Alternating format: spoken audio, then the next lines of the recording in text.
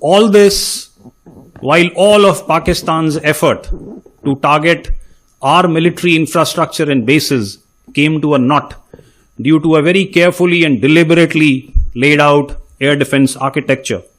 We planned, executed, and concluded a complex multi-domain operation in a remarkably compressed time frame. The operation also showcased indigenous capability. A significant percentage of the weapon systems, munitions, rockets and missiles, sensors and electronic warfare suits that were employed were developed and produced in India. The BrahMos, Akash, advanced surveillance and targeting systems, along with homegrown ammunition and spares, all played a decisive role.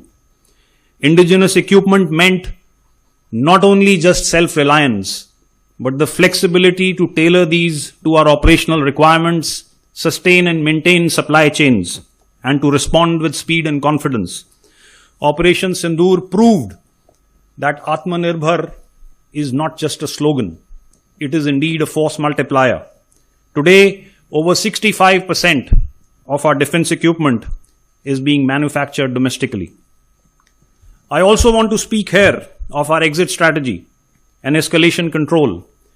In an era of prolonged conflicts around the world, we struck hard, achieved clearly defined objectives, and then decided to cease hostilities when the Pakistanis were compelled to negotiate and requested us to stop.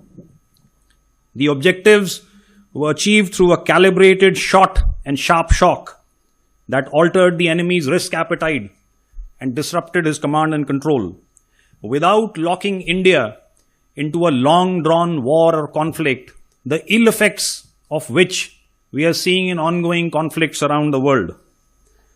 This measured approach reflects the maturity of our strategic culture and the professionalism of our armed forces. Finally, the operation placed enormous responsibility on every arm of the state.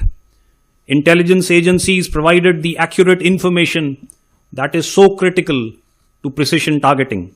Cyber and electronic warfare units maintained information dominance. The government managed the international environment, as also the internal security and public reassurance.